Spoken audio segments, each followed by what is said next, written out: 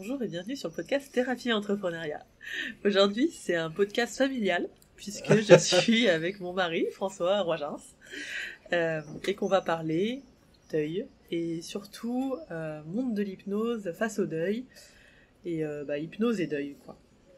Comment on va se servir de l'hypnose dans le deuil, qu'est-ce que François pense de certaines choses qu'on entend dans le monde de l'hypnose. C'est assez fou, hein.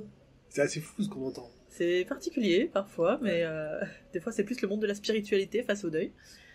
Donc on va aborder pas mal de sujets. On est un peu en mode freestyle même complètement, puisqu'en fait on est sur une terrasse. On se dit tiens vas-y on fait un podcast. Viens, on fait un podcast, allez c'est parti. Donc c'est parti. François, merci. T'as pas le choix en même temps. Je suis là quoi. Merci d'être là. Bah non mais j'étais déjà là. Non, mais tu n'as pas trop le choix. Alors, François, hypno depuis une dizaine d'années, maintenant spécialiste dans le deuil. C'est ça. Pourquoi le deuil ? Bah, je crois que plein de gens connaissent un petit peu mon histoire. J'ai eu 2 enfants qui sont décédés d'une maladie génétique bien avant que je te rencontre et ça a profondément changé ma vie et du coup, j'ai erré de médium en hypno, en thérapeute X ou Y où j'ai jamais vraiment trouvé d'écho et de réponse à mes questions. Et puis un jour, j'ai rencontré un psycho qui était habitué à la mort et à la côtoyer tous les jours parce qu'il bosse en médecine légale. Et ce mec-là m'a vraiment accompagné. Et je me suis dit quand même que souvent, dans l'hypnose ou dans le marché autour de la mort et du deuil, il y a quand même un paquet de trous du cul. C'est vraiment des fois... Il va falloir que je bip. Mais non, faut pas biper, moi j'assume mes propos, c'est pas un souci. Alors, tu dis que t'as pas rencontré ce que tu cherchais dans les thérapeutes, etc. que t'as vu, t'as rencontré quoi à la place ? Et toi, tu cherchais quoi ? Moi je cherchais quelqu'un qui m'expliquait un petit peu comment ça fonctionne, tout ça, qu'est-ce qui se passe dans un process de deuil, qu'est-ce qui se passe dans un couple, qu'est-ce qui se joue en fonction de si on est un homme, si on est une femme, dans les circonstances qui étaient les circonstances du décès de Louise et de Lucien. Et j'ai trouvé que des gens qui voulaient me faire croire à des choses. On pouvait parler avec eux ou une forme de culpabilité. S'ils étaient là, qu'est-ce que tu ferais J'étais face à des gens surtout qui voulaient m'imposer leurs croyances plutôt que d'écouter ma souffrance. Et je me suis dit mais c'est quand même juste hallucinant quoi. C'est quand même juste hallucinant. Alors moi ça va, je suis du milieu donc j'ai pu m'en débarrasser un petit peu quoi, que je me suis fait avoir comme tu le sais moi. Mais on est face à des gens qui sont en grande souffrance, dans grande fragilité et on répond à la demande de ne pas souffrir. On essaie de répondre à leur demande de ne plus souffrir. Or, la souffrance, elle fait partie intégrante du deuil et on peut pas l'éviter. Ça t'est arrivé, toi, ça, avec des clients, d'imposer tes croyances finalement à un moment, peut-être quand on savait moins sur le deuil, Ouais. ou d'imposer un chemin, ou une temporalité aussi. Des fois, on va un peu vite, je trouve, dans le process. Alors, pour le on va un peu vite, c'est souvent la demande du client, et c'est souvent nous, dans le milieu de l'hypnose, on a la réputation d'aller vite. Or, ça crée que des gens déçus, parce que ça va jamais assez vite. Quand on a le doigt coincé dans la porte, ça fait très très mal. 1 minute, c'est très très long. C'est un peu pareil pour le deuil. On a envie que ça s'arrête. Or, on peut pas stopper cette souffrance-là. On peut l'apaiser, on peut la calmer, on peut apprendre à dealer avec. Mais elle est nécessaire au cheminement du deuil. Et c'est là où je trouve qu'on voit qu'on se ment, ou qu'on ment aux gens. Avec nous, vous allez plus souffrir, c'est pas vrai. C'est pas vrai. Ça, c'est pour la temporalité. Et pour quand on revient à la temporalité, pardon, c'est qui on est nous, hypno, pour avoir la prétention d'aller plus vite que le rythme naturel d'une cicatrisation. Moi, j'ai beaucoup bossé sur les travaux de Christophe Fauré, et lui, il explique ça comme une cicatrisation. Vous avez une fracture tibia-péronée, c'est 45 jours. Ben, un deuil, cette rupture de lien d'attachement, elle nécessite du temps. Et on se doit parfois de ne pas répondre à la demande des gens d'accélérer ce processus, parce que accélérer le processus, ça pourrait les mettre face à une forme d'incompétence, parce que soi-disant, ils n'y arriveraient pas eux. Mhm. Ça pourrait aussi, si on rentre dans des jeux un peu de médium et tout ça, les figer dans une phase du deuil, notamment celle qu'on appelle fit recherche. Et puis, ça demande un certain temps, ça peut être 1 an, 2 ans, 3 ans, 4 ans, en fonction du lien d'attachement, de ce qui s'est passé, de la brutalité des événements. Qui en est nous pour vouloir accélérer un processus qui est naturel? On faisait des deuils bien avant que l'hypnose soit avancée, que la médecine progresse, ou ce que vous voulez. Les gens savent faire. Les gens savent faire. C'est un process naturel. Ouais. Et du coup, je lisais le bouquin là, j'essaye de lire de Weekland là sur la thérapie et compagnie. Et à un moment, je crois que je te l'avais lu, ce passage où il dit que finalement les patients des fois viennent avec une demande un peu urgente et de façon inconsciente mettent une pression sur le thérapeute pour répondre très très vite à cette demande. Et j'ai l'impression que typiquement, alors je comprends que nous on n'a pas donné le rythme et que les patients essayent de donner le rythme, nous mettant en pression, et nous, comme souvent on veut être les bons thérapeutes, les bons aidants, et ben on répond aussi à cette demande qui est inconsciente. Des fois, être un bon thérapeute, un bon aidant, c'est dire à l'autre, le cadre, c'est ça. Et ça vous dépasse, ça nous dépasse. C'est... Parce que quand la personne, elle vient, elle veut pas aller vite, en fait, elle veut arrêter de souffrir. C'est assez paradoxal, parce que dans le deuil, les gens, ils vous mettent dans une espèce d'ambivalence où ils veulent arrêter vite de souffrir et en même temps ne pas oublier l'autre. Alors qu'on sait très bien que dans le deuil, il n'est pas question d'oubli, mais il y a cette peur-là qui est récurrente chez les gens qui traversent un deuil. Donc, comment on fait? Comment on fait dans tout ça? Eh ben, on doit se référer au cadre. Et le cadre, c'est le process naturel du deuil. Il y a plein de grilles de lecture là-dedans qui sont intéressantes. Montbourquet, Kubler-Ross, Christophe Fauré. Moi, je pense que ces trois grilles de lecture, elles sont intéressantes et elles sont complémentaires. Mais ça reste que des grilles de lecture. Et du coup, comment tu sais que le process naturel, c'est X ou X temps? Est-ce que des fois, on ralentirait pas du coup les gens parce qu'on veut absolument se référer à... Elle est chiante ma question. Mais parce qu'on veut absolument se référer à cette grille et que je sais pas qui a décrété, je sais pas, il y a une étude scientifique, il y a quelque chose qui fait qu'on a décrété que fuite recherche, qui est la deuxième étape du deuil de forêt, fuite recherche, c'est ça? J'ai bien imprimé le son. C'est ça. Ça c'est de 6 mois à 1 an. Comment on sait ça en fait? C'est à l'observation, c'est au pif, c'est quoi? Je pense que c'est assez empirique. En fait, il y a peut-être des études qui sont menées là-dessus. Moi, en tout cas, de ce que je vois en cabinet et de ce que j'ai vécu, c'est cohérent. Okay. C'est cohérent. C'est pour ça que je dis c'est que des grilles de lecture. C'est que des grilles de lecture. Et pour moi, c'est cohérent. Parce que tous les gens que j'ai accompagnés qui traversaient des deuils, ils ont eu cette période-là où ils avaient besoin de porter les vêtements de l'autre, de regarder les vidéos. C'est cette façon d'essayer d'entretenir du lien à l'extérieur. Ça, c'est fuite recherche. Donc moi, c'est cohérent. Il y a sûrement des études qui existent là-dessus. Mais après, moi, je suis toujours méfiant quand des gens qui disent il y a des études de...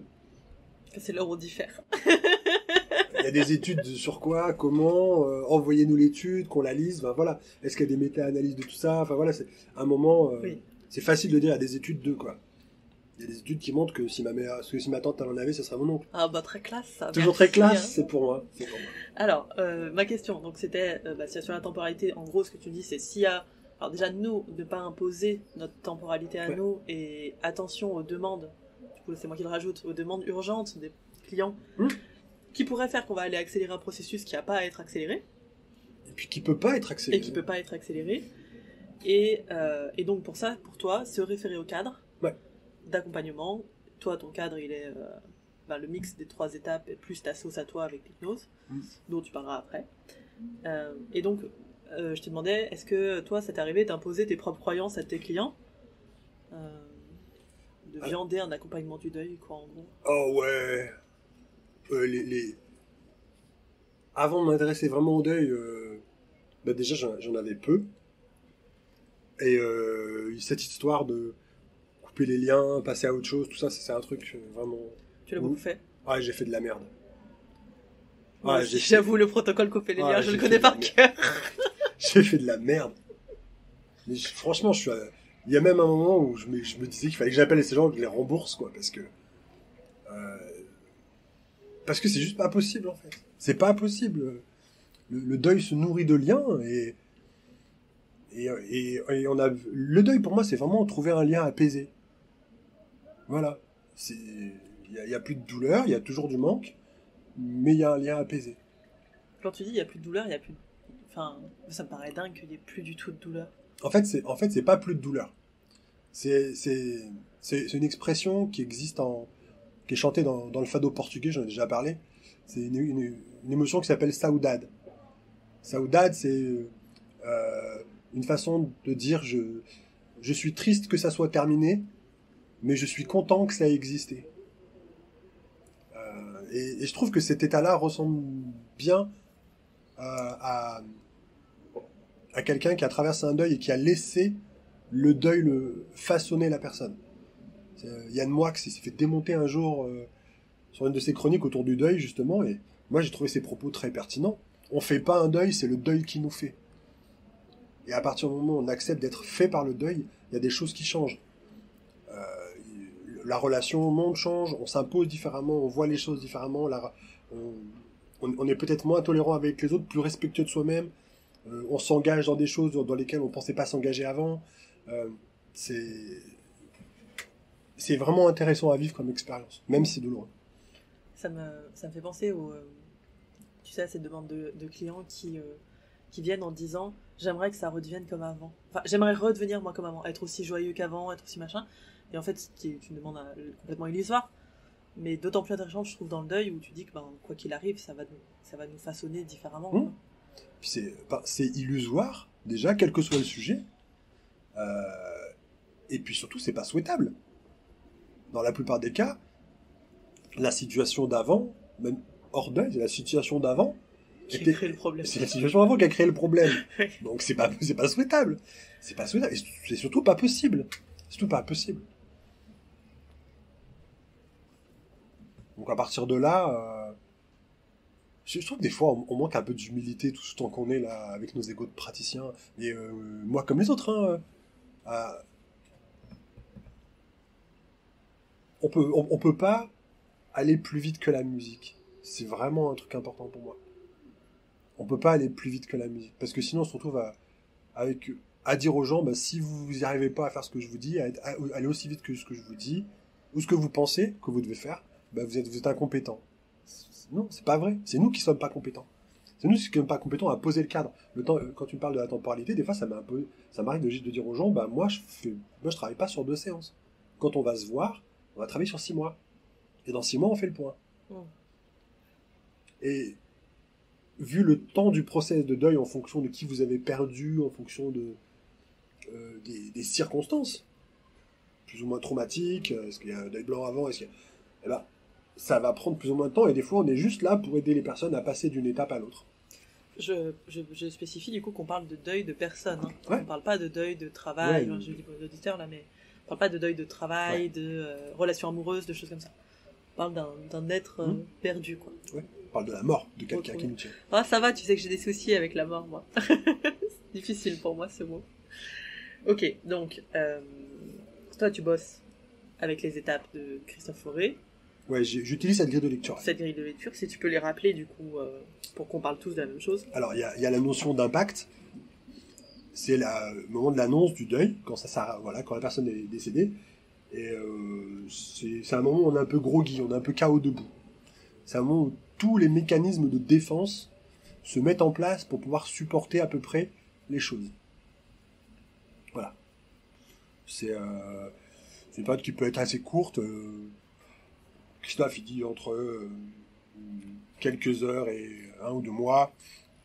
Très sincèrement, il n'y a pas de règle. Et surtout, moi, j'aime pas parler d'étapes parce que on navigue beaucoup dans des choses comme ça. On passe, on fluctue. La deuxième étape, c'est fuite recherche. C'est cette façon d'essayer d'entretenir du lien à l'extérieur. c'est une forme de déni finalement de la mort de l'autre, étant donné qu'on recherche à entretenir un lien à l'extérieur avec des photos, avec des vêtements, avec des odeurs, avec des souvenirs, voilà. J'ai eu le papa un mec qui s'appelle Bruno, son fils est mort d'un arrêt cardiaque, et lui, il avait tendance à beaucoup porter ses t-shirts, ses vêtements, il a gardé sa chambre assez longtemps. Donc là, il est dans la recherche de contact, et j'ai un autre client qui, lui, avait perdu sa mère, et qui, lui, voulait pas voir les photos, par exemple. Donc ça, c'est l'évitement. Ça, c'est la fuite. Ça, c'est la fuite. Fuite recherche, c'est une façon de se dire, bon, finalement, à la fin, on se dit, on s'en sort pas trop mal à la fin de fuite recherche. C'est-à-dire que moi, quand je viens deuil, quand j'arrive à la fin de fuite recherche, qui dure à peu près... Ouais, 6 mois, non, voilà. C'est difficile de donner des durées, c'est difficile. On met un peu, à peu près. Et je me suis dit, là, ça va, quoi. Ouais. Je gère plutôt Finalement, bien. je m'en sors pas trop mal. Ce qui m'est arrivé avec ma grand-mère. Et avec l'avortement, d'ailleurs, aussi. Putain, je m'en sors plutôt bien. C'est ça. Et au final, il arrive un espèce de deuxième effet qui se coule qu'on appelle déstructuration. C'est-à-dire que c'est ce moment-là où votre inconscient, votre esprit, appelez ça comme vous voulez, il sait que vous êtes prêt à encaisser le choc. Vous avez bien travaillé avant, parce que faut pas croire dans fuite recherche, dans l'impact, il y a rien. Il y a des décharges émotionnelles, il y a des prises de conscience, il y a du chemin qui se fait. Vous exposez de toute manière, quoi qu'il arrive, à ces souffrances-là. Et quand vous pensez que vous êtes à peu près bien sorti, la vigilance, elle descend. Les mécanismes de défense, ils s'estompent un petit peu. Et il y a un retour très intense des émotions, ce qui est caractérisé par ce qu'on appelle un vécu dépressif. C'est pas une dépression, c'est un vécu dépressif, parce qu'on n'est pas figé. La dépression a tendance à figer. Alors que le vécu dépressif, c'est une forme d'énorme nostalgie, de difficulté, avec des tristesses. Il y a un ralentissement des capacités cognitives, tout devient compliqué. Tout est compliqué. Sauf que c'est une période qui arrive 6 mois, 1 an et demi après le décès. Et c'est souvent des grands moments de solitude. Il y a des moments où tu te dis, ça devrait plus être là, quoi. Bien sûr. La personne ne comprend pas, l'entourage comprend encore moins. On pourrait parler pendant 2 heures de l'isolement de la personne endeuillée après le championnat du monde des amis, qui a lieu à peu près jusqu'aux obsèques, 15 jours après. Après, tout le monde retourne à sa vie, quoi. C'est quoi le championnat du monde des amis ? Moi, ce que j'appelle comme ça le championnat du monde des amis, c'est ce moment où tout le monde se met en quatre pour vous inviter à droite, à gauche, comme ce que j'ai vécu avec Louise. Moi, avec Lucien, parce que Lucien, c'était le deuxième, donc ils étaient moins investis, mais on était invités à droite, à gauche, on allait manger, machin et tout. Et les gens essayaient de nous occuper, c'était très gentil. Mais c'est pas dans les 15 premiers jours que les gens ils ont besoin de... C'est tout au long, en fait. C'est un long process de deuil, c'est un long chemin. Et l'entourage, il doit savoir que ça prend du temps. Mais sauf que les gens, ils sont coincés souvent dans l'idée de ne pas vouloir remuer le couteau dans la plaie. Ça, c'est l'entourage. Et la personne qui traverse le deuil, qui souffre, qui est en déstructuration, ne veut pas déranger avec ses problèmes, avec ses états d'âme. Ah oui, donc on est dans des trucs où personne ne se comprend. On est dans des trucs où personne ne se parle, en fait. Ouais. Personne ne se parle. Bon, voilà, cette période de déstructuration qui est douloureuse, finalement, elle est le signe de quelque chose qui est bien. Elle est le signe de quelque chose qui est important à faire. Voilà. Même si c'est compliqué, même si c'est douloureux, ça veut dire que c'est un deuil qui processe bien. Et puis après, il y a restructuration qui est un petit peu ce que mon Bourquet appelle l'héritage. C'est qu'est-ce qu'on garde de l'autre, quel lien on entretient avec cette personne à l'intérieur. Ouais. C'est là qu'il y a le changement se fait d'identité, se fait tout du long. Mais la restructuration, c'est vraiment là où on se rend compte, où on accepte peut-être de changer, que le lien à l'autre change. Ouais. Où on regarde comment le deuil nous a refabriqué, recréé. Mais c'est un changement profond dans des relations aux autres, des relations avec ses relations amoureuses, avec ses parents, sa famille, son travail. Enfin, c'est tout ça qui est remis sur l'établi. Ok, donc ça c'est ta grille de lecture, toi, actuelle du deuil. Ouais. C'est aussi du coup ton cadre de travail. Ouais. Comment tu mets l'hypnose à ça ? En fait, moi, j'utilise l'hypnose pour favoriser ce que j'appelle les mouvements naturels du deuil. Je pense que, très simplement, par exemple, on va prendre Fuite Recherche, parce que l'exemple il est assez simple. Quand on parle de Stéphane, là, qui avait perdu sa mère, quand il me dit, moi, oh, j'ai rangé les photos, c'est bon, je peux entendre parler. Il y a une émotion qui est là, elle est palpable, elle est visible. En plus, c'est une des séances qui est analysée. Ah, dans l'information? Ouais. Ok. Et je dis, ok, qu'est-ce qui se passe pour vous si jamais vous voyez ces photos? Et là, l'émotion, elle monte. Et on voit bien qu'il y a, il y a cette douleur qui est là, mais lui, il l'évite. Et du coup, moi, mon travail à ce moment-là, c'est de petit à petit l'exposer. Et lui dire, ok, là, vous voyez, vous êtes dans la fuite de quelque chose, c'est normal, mais l'émotion, elle est là. Plus on va l'exposer, plus on va travailler, plus on va accepter cette émotion-là, plus elle va être facile à vivre après dans des structurations. Ok, donc si tu mets de la psychopédagogie, on pourrait dire de l'explication de ce qui va se passer, de ce qui se passe. Ouais. Et donc l'hypnose, là-dedans, c'est pour, par exemple, concrètement, trans... Concrètement, trans, la personne souffre beaucoup, elle est complètement impactée. Bam, on va utiliser autre chose pour apaiser à travers la trans. Ça peut être d'un cadrage, ça peut être des sous-modalités. La safe place. Non. Pas la safe place. Non, je suis pas de safe place. Je suis désolé pour les adeptes de la safe place. Non, mais ça pourrait. Ça pourrait. Ça pourrait. C'est un ancrage de positif en place. Ouais, ça pourrait. Je suis pas. Je suis pas fan des safe places, mais il y a des gens qui le font certainement beaucoup mieux que moi. C'est juste un outil avec lequel j'accroche pas. Bon, quand quelqu'un a une grosse émotion, toi t'essayes de la calmer. Ouais, c'est de la traverser. Ok. C'est de la traverser. Alors comment tu fais pour la traverser sans exposer comme ça, en essayant de faire des ancrages, des machins, des trucs? On la traverse, elle est là, elle monte. Okay. Et puis elle roule. Et puis des fois, il y a besoin de pas la traverser. Et c'est là où on doit nous être à l'écoute de ce qui se passe. J'avais pas compris. Ok. Parce que il y a des fois où tu la traverses et il y a des fois où tu dissocies. Et il y a des fois où on dissocie. Quand c'est trop intense, on dissocie. C'est quoi trop intense? Tu me dis quand on a marre, je t'interromps. Non, mais c'est quand la personne elle vous dit je peux pas. Ok. C'est quand il y a un je peux pas. C'est quand il y a un.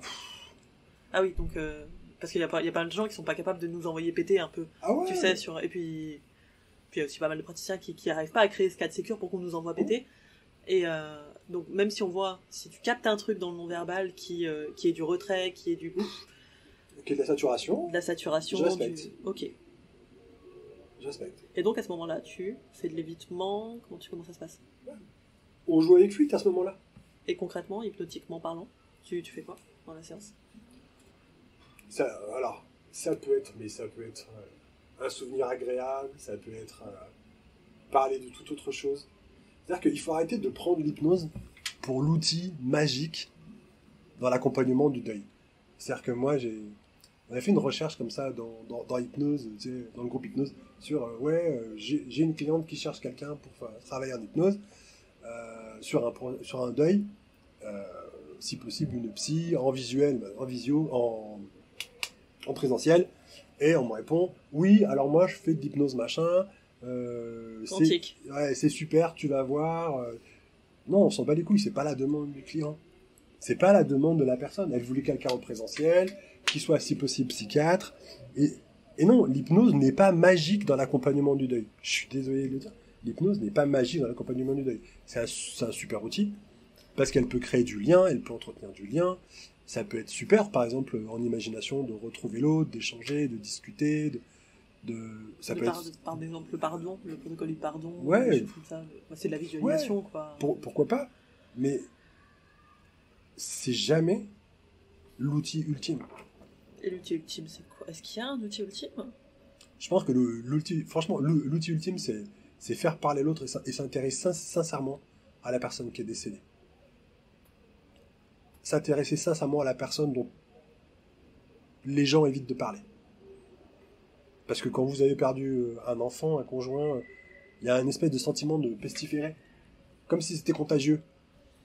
Tu veux dire que toi, tu ressens en tant que personne qui a perdu un Oh. enfant? Ouais. 2 enfants. Bah oui, jamais un sans deux. Il y a, il y a- il y a- il y a un côté un peu pestiféré, ouais. Ouais. Mais je dis pas que c'est vrai, hein. Je dis que c'est ressenti. Et c'est intégré comme étant vrai. Mais je dis pas que c'est forcément ce que pensent les gens.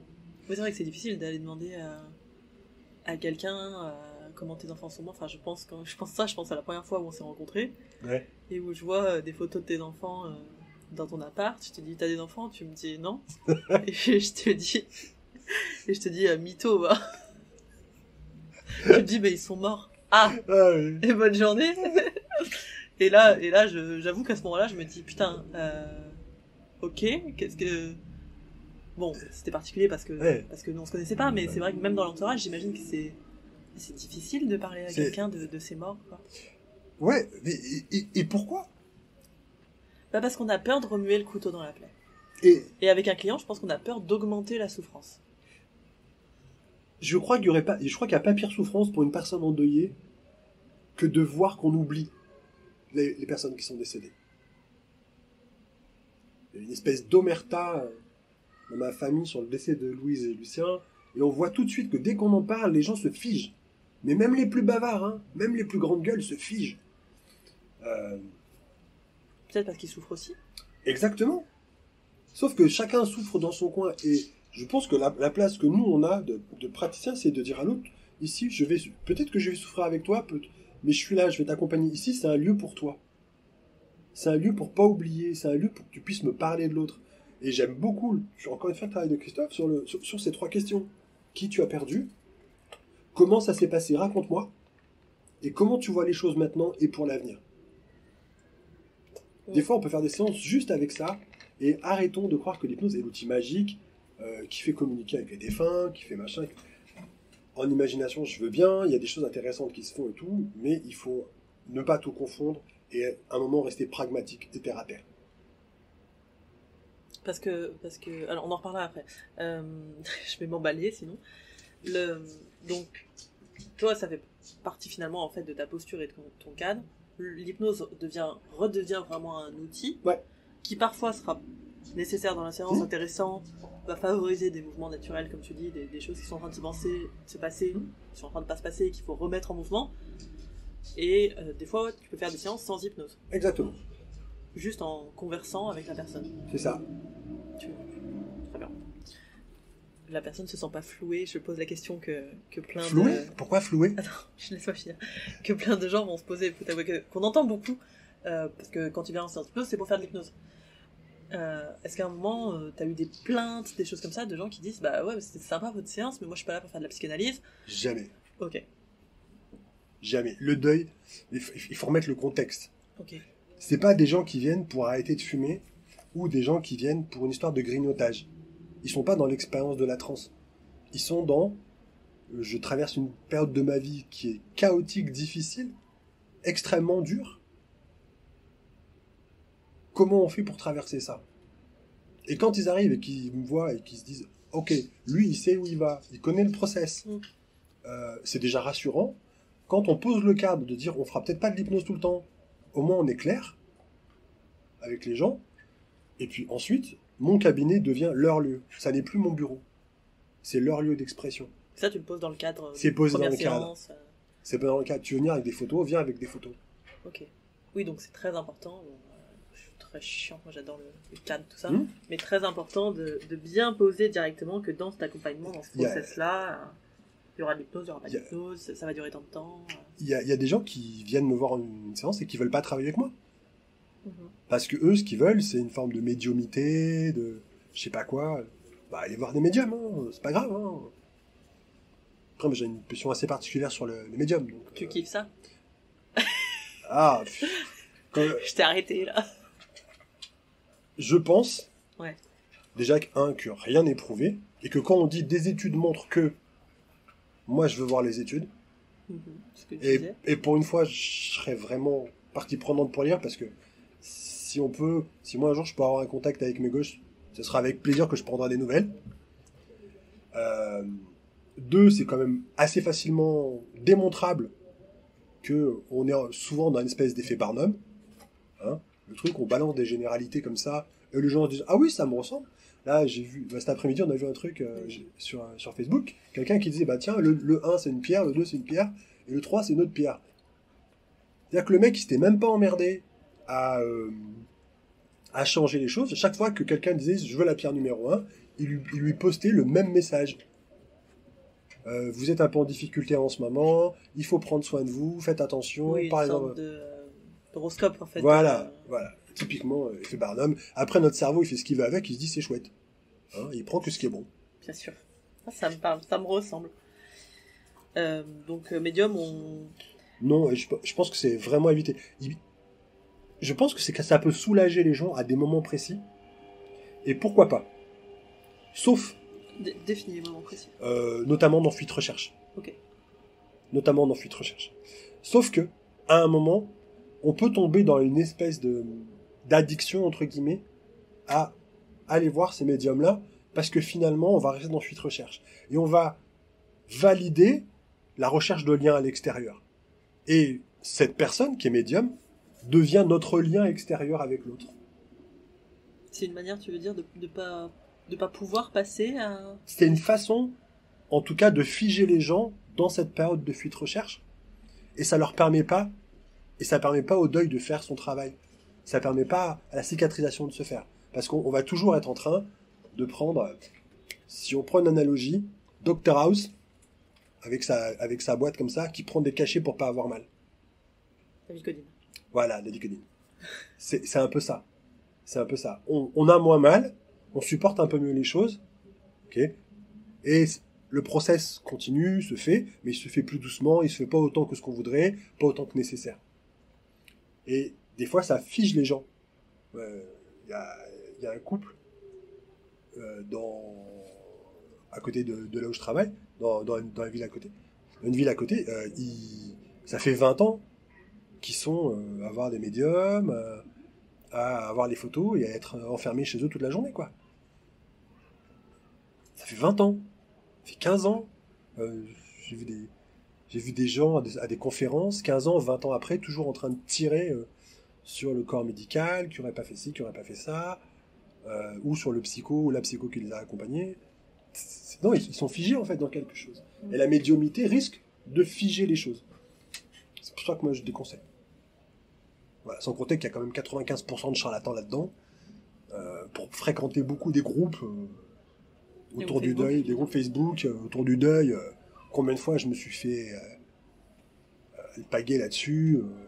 J'ai eu une histoire pas très sympa avec ça, moi, en plus. Donc voilà, je déconseille vivement. Tu veux nous raconter ton histoire?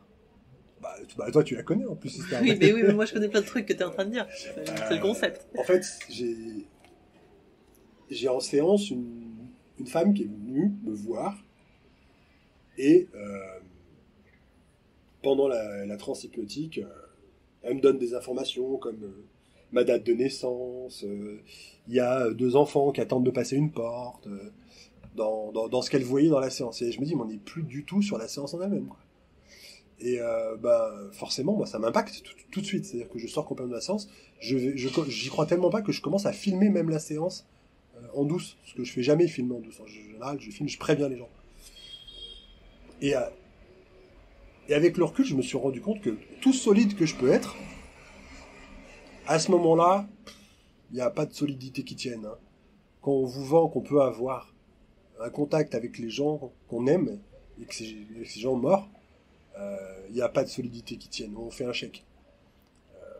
Du coup, la séance se termine. Moi, j'encaisse le chèque et je t'appelle. On en discute et tu me dis, mais qu'est-ce qui n'est pas vérifiable sur Internet? Et là, vraiment, tout était vérifiable sur Internet, à mon grand désespoir. Désolé. Mais c'était tellement vrai. Mais ce qui est, à la limite, si ça s'était arrêté là, pourquoi pas? Mais il y a eu aussi tout ce moment-là où il y a eu tout un groupe de personnes qui sont venues les unes après les autres au bureau me parler de ça. Les potes. Les potes. Les potes de la fameuse Les nana. potes de cette nana me sont venus me parler de ça. J'avais l'impression d'être dans un recrutement de secte, quoi. C'est-à-dire qu'à la fin, moi, je parlais de contact avec mes enfants, et elle me parlait de flammes jumelles. C'était plus du tout le même sujet, mais moi, j'écoutais pas le truc de flammes jumelles, je m'en battais les couilles. Moi, ce qui m'intéressait, c'est le contact avec mes enfants. Jusqu'au moment où on s'est mis autour de table, on a discuté, on a mis un stop à ça. Et c'est là où on voit que l'entourage est essentiel. Parce qu'on est tous fragiles et vulnérables dans ces moments-là. De discuter, parce que pendant un moment, tout le monde n'a pas parlé. Ouais.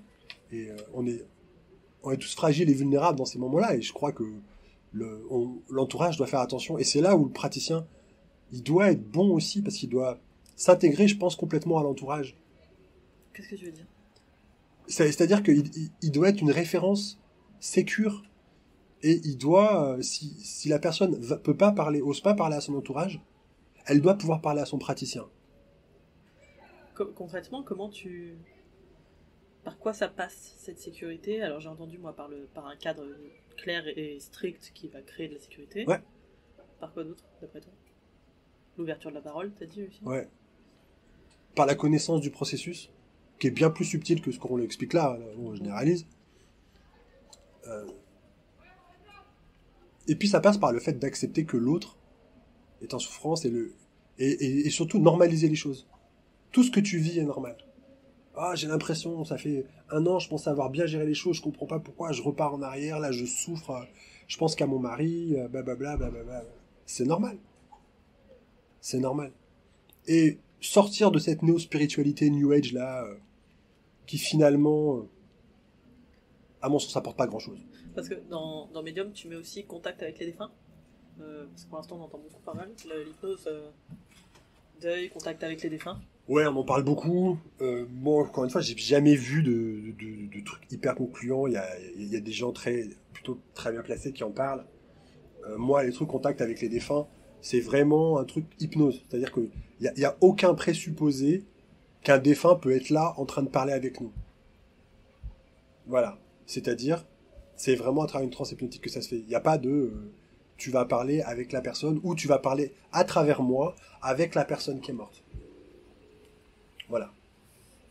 Mais moi, le truc contact défunt, ouais, pourquoi pas le... Je sais même pas si ça sert vraiment à l'hypnose en fait. Si on parle de quelque chose de plus global, je trouve même que ça dessert l'hypnose.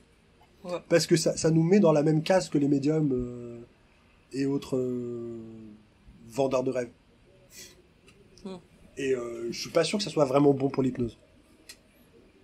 Et pour les hypnos, du coup, en général. Ah, pour les hypnos en général, bien entendu. Je pense qu'on doit se démarquer à un moment, on doit amener une forme de pragmatisme, de méthode, voilà, dans laquelle la personne elle va pouvoir parler, évacuer, traverser. Mais le contact défunt en lui-même, moi, faut me le prouver. Après, on a eu des trucs rigolos qui sont arrivés, mais... Oui, après, ça peut peut-être servir de surface projective, finalement, en fait. Pour voir ce qu'il y a comme émotionnel, de choses comme ça, et pas en faire une vérité. Exactement, mais c'est pas une vérité. C'est pas une vérité. Comme une façon d'en parler, finalement. Après, c'est vrai que vendre contact avec les défunts, dans l'esprit de tout le monde, ça va être je vais pouvoir leur parler, quoi. Faut les faire pique.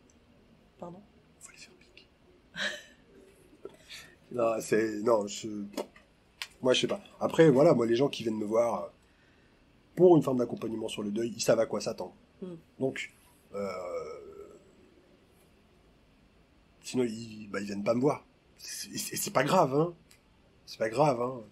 Tant qu'ils trouvent de quoi traverser ça et aller mieux, c'est ok, quoi. Je sais pas. Mais bon. Moi, par expérience, maintenant, il y a quand même beaucoup de gens qui sont figés là-dedans dans des deuils. Et en plus, ça nourrit le portefeuille de la personne qui est en train de vendre ça. Donc pourquoi elle l'arrêterait ? Pourquoi elle l'arrêterait ? Moi, quand j'entends qu'il y a des médiums, ils ont 2 ans de délai pour un rendez-vous. T'as les boules ? Mais déjà, j'ai les boules, déjà, je suis jaloux de ouf. Et surtout, moi, je me dis qu'en 2 ans, il peut s'en passer beaucoup de temps de choses sans que sans que le médium ait fait quoi que ce soit. Mais bon, voilà. Mais après, moi, je suis pas fermé à ça. Hein. Je suis pas fermé à ça. Je dis juste, je pense qu'il y a des gens qui ont certainement des qualités pour ça, mais je pense que dans le lot de gens qui se vendent, il y a un paquet de charlatans. Ok. C'est quoi pour toi les écueils dans l'accompagnement du deuil qu'il faudrait peut-être mieux éviter? Bah déjà, vouloir aller trop vite. Ouais, ça on en a parlé. Ça, c'est le premier truc. De penser que nous, on peut avoir une vraie influence là-dessus. Je pense qu'on peut faciliter les choses, on peut aider à assainir les situations, mais ça nous met beaucoup face à notre propre impuissance, le deuil. L'accompagnement du deuil, en tout cas. En tant que praticien? Ouais. Et ça crée quoi, du coup qu'est-ce que... Ça peut créer des comportements du style oh ben l'autre elle a pas vraiment envie de bouger là, elle fait que se plaindre, à souffrir et tout ça. Ah, ok. Tu vois. Or, si la personne souffre, si la personne se plaint, c'est peut-être déjà qu'elle a le droit de le faire avec toi et que ça c'est cool. Et que notre boulot c'est pas de juger ça, parce que notre boulot c'est d'accueillir ça. Si on n'est pas capable d'accueillir ça, faut voir ça en supervision. Parce que ça parle de nous. Ça parle pas de la personne qui vient nous voir. La personne qui vient nous voir, elle nous fait un cadeau. Elle nous dit, je suis en souffrance, j'ai ci, j'ai ça, ça va pas. Et ça fait partie du chemin. Voilà. Sauf que quand ça dure, des fois on se retrouve comme ça à se dire, fais chier, elle avance pas, fait que se plaint, victime, néné, faut sortir de ça. C'est pas ça. C'est Christophe Fauré qui m'avait recadré là-dessus une fois, pendant un podcast. Il avait tellement raison. Ça parle de nous, ça parle pas de l'autre. Et de nous, de notre impuissance à l'aider? Ouais. Ouais. Parce que des fois, les choses, elles se font malgré nous. Et on n'est pas... On peut pas être dans toutes les séances, tout le temps, moteur pour que l'autre avance. Bug. Bug. Non mais ça... On sert à rien. On sert putain à rien. J'ai du mal à te rejoindre là-dessus parce que je pense que rien que le fait d'avoir ouvert un espace ou d'avoir ouvert une parole est déjà utile. Alors c'est vrai que c'est la personne qui a fait le pas quoi qu'il arrive, mais... Mais je suis d'accord avec toi là-dessus. Mais des fois, on peut faciliter, mais il y a des fois où on va servir à rien, et puis il y a des fois où on peut passer à côté. Il y a des fois avec toute la bonne volonté, on passe à côté. D'ailleurs, plus on a de bonne volonté, plus on passe à côté. Comment se fait-ce? Comment se fait-ce? Parce qu'on se met la pression pour bien faire. Et du coup, on a envie que l'autre aille mieux, alors que l'autre, il doit être dans son rythme à lui, pas dans le rythme qui flatterait notre ego. Oui, puis t'es focus sur toi. Ouais. Dans ta tête, t'es en mode, putain, qu'est-ce que je vais faire là? Voilà, si part pas en transe, quel protocole je vais mettre, quel machin. Voilà, tout se fait au début. Mais bien sûr. Est-ce que tu vois d'autres écueils à éviter? Donc tu m'as dit la temporalité, essayer de fuir notre impuissance. Donc vraiment, quand on se sent impuissant, peut-être aller en supervision. Accepter, en parler. Aller en supervision, ouais. En parler avec le client directement, parce que moi ça m'arrive ça des fois de dire là je sais pas, ça c'est aussi un truc que j'avais piqué dans un bouquin juste le même sur The Weekland, donc qui dit quand il est pressé là je sais pas du tout, je vais prendre le temps de Alors moi je dis pas je sais pas, je dis je vais prendre le temps d'y réfléchir. D'accord. Dire je sais pas, à ton avis ça serait préjudiciable? J'ai l'impression, pas forcément, je dis pas que j'ai raison sur le truc, mais j'ai l'impression. Peut-être qu'on perdrait en crédibilité. Alors, ça, je m'en tamponne. C'est important d'être crédible quand même. Ouais, mais ouais, bof. Alors, peut-être pas, non, mais je veux dire pas pour nous, j'insiste. Pas pour nous, mais pour que le client nous croit crédible. Je veux dire, moi je suis cliente et mon praticien, alors c'est particulier parce que je suis dedans, mais même au début, mon praticien, je le sens pas crédible, j'arrête tout. Ouais, moi, c'est pas une sorte de crédibilité, c'est plus la sécurité. Que la personne qui vient en séance se sente parfaitement en sécurité. D'accord, donc attends, c'est marrant parce que moi, j'imagine que dire je sais pas augmente la sécurité parce qu'en face, t'as un humain et t'as pas un tout-puissant et en plus, ça remet les choses à leur place. En même temps, la nuance entre oui, j'ai réfléchi et je sais pas, Mais écoute, j'aime bien me prendre la tête sur des Ouais, conneries. c'est vrai, c'est vrai. On y est. Bien réfléchir, je suis bien. Ok, donc l'impuissance. Autre chose en écueil sur le deuil. Alors moi, un autre que j'ai entendu, c'est ne pas savoir ce qu'on fait, dans le sens où j'ai pas de grille de lecture. J'y vais un peu au pifomètre. Ouais, enfin, un des écueils qu'on peut avoir, c'est cette espèce d'effet de Denis Kruger, tu vois. Ah oui. Parce que t'as lu un truc, tu dis, ah, trop bien, je gère. Non. Non, franchement, ça demande du boulot. Euh, et, euh, et un écueil, mais là, c'est plus pour le praticien, faire preuve d'humilité. Faire preuve d'humilité parce que les gens, quand ils viennent et qu'ils déballent les choses, ça impacte. Ça a un impact sur le praticien. Pourquoi ? Parce que ça nous met, nous, face à notre propre mort, à nos propres angoisses. Les gens qui ont des décès chez eux, de proches, il y a souvent des phénomènes d'angoisse qui se mettent en place. Hein. Il y a 3 grandes émotions, tristesse, colère, culpabilité, et il y a des angoisses qui peuvent naître, et ça peut rejaillir aussi sur le prat.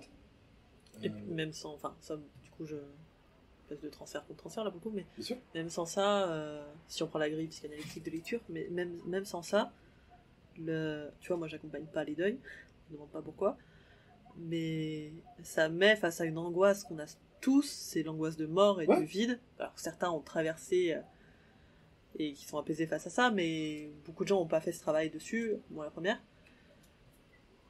Et qui fait que je suis incapable d'accompagner un deuil, je suis complètement figée en fait face à l'émotion de l'autre et face à ma propre angoisse. Qu'est-ce qu'on fait en ce moment-là Supervision ou se former. Se former. Pourquoi se former, ce serait aidant? Parce que le cadre, la structure, c'est ce qui permet justement de mieux vivre ça. Tu penses que ça permet de Ouais. toi sortir de ton angoisse ouais. à toi?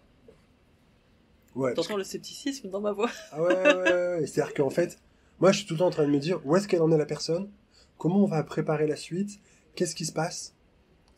Voilà. T'es IUP. Tu vois, identifier, utiliser le mouvement du deuil, préparer la suite. Moi je suis tout le temps là-dedans. Alors je reprends, donc c'est identifier la période de où De est-ce que la deuil, personne ouais. en est, utiliser les mouvements de cette période pour préparer la période d'après. C'est ça. Et du coup, moi, ça me permet d'être dans une réflexion. Voilà. Et puis, des fois, je suis touché. Hein. Moi, le monsieur qui m'a dit mon fils, il s'est jeté du 3e étage, j'étais là, j'ai pas pu le retenir. J'imagine une demi-seconde ce que ce mec-là a dû vivre. Et ben, j'ai été touché, quoi. Après, c'est pas grave hein, d'être touché par ce qui se passe pour les gens. C'est humain. C'est humain. Mais le cadre, il est vraiment bien pour ça, parce que quand on a un cadre précis, quand on sait où on va, c'est sécurisant pour vous, c'est sécurisant pour vos clients.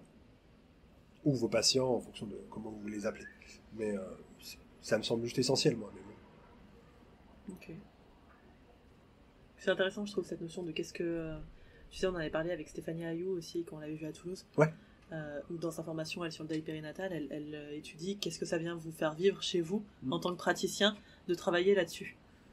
Et c'est vrai qu'on le voit peu, finalement, dans les formations, on voit peu, si tu te formes en TCA, ou dans les addictions, ou dans je sais pas quoi, tu vois, mais qu'est-ce que toi, tu vas potentiellement vivre dans cet accompagnement qui va faire que tu vas ou mal le vivre, ou bien le vivre, ou planter l'accompagnement. Et du coup, l'impuissance et le rapport à la mort, son propre rapport personnel à la mort et à l'angoisse, ou à ses propres deuils, d'ailleurs. Ouais. Vu qu'on en fait tous, pour le coup. On y est tous confrontés un jour ou l'autre. Hein. Oui, mais c'est vrai que autant t'accompagnes, par exemple, les personnes toutes maigres. C'est anorexique. Bravo Anna. T'accompagnes l'anorexie, t'as pas forcément été anorexique, ouais. Enfin, c'est pas, tu vois. Autant le deuil, il passe tous, quoi. Ouais, c'est inévitable. Ok. Donc, se former, se faire superviser. On notifie que t'as une formation qui sera bientôt en promo, ou qui a déjà été en promo, suivant quand est-ce que je... Suivant quand est-ce que tu le postes, c'est ça ce podcast. Est-ce que tu as d'autres choses à rajouter sur le deuil? Non, je pense qu'on a à peu près fait le tour On a fait un tour large. de ce qui... On fera des... on fera des choses plus précises Ouais. plus tard. Mais un cadre solide, des grilles de lecture que vous savez utiliser et que vous pouvez exploiter. Parce que moi, je trouve que ces grilles de lecture, elles sont toutes justes finalement. Avant j'avais tendance à envoyer un peu du lourd sur Kubler-Ross en disant bah elle vient du palliatif, ça n'a rien à voir. Non, sa grille de lecture, elle est intéressante. C'est pareil, on parle très très peu de Jean Montbourquet. Montbourquet, il a fait un super travail. Quand il parle de l'échange des pardons, c'est un moment qui peut être super fort et super riche quand c'est nécessaire, pendant une séance d'hypnose, quand on est en restructuration, quand on parle de l'héritage chez Montbourquet. Qu'est-ce que j'ai hérité de cette personne, qu'elle ait 5 semaines ou qu'elle ait 95 ans, 96 ans, tu vois. Finalement, ces étapes, elles pourraient s'intégrer dans une grille de lecture plus large, on va Bien dire, sûr. comme les 4 étapes de Forêt. Et dans restructuration, on pourrait mettre héritage, Ouais, l'échange bien des sûr. pardons. C'est exactement ce que je fais. Ah, pardon. C'est exactement ce que je fais. Et voilà, à partir du moment où on a un cadre, on sait où on va et que on est ok avec la souffrance de l'autre, parce que même si ça nous rappelle la nôtre un peu, eh ben, on a créé un espace pour l'autre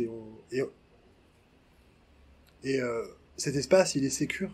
Dites-vous bien que quand vous créez des espaces comme ça, c'est peut-être le seul endroit où cette personne, elle peut s'autoriser ça. Au travail, elle va devoir bosser.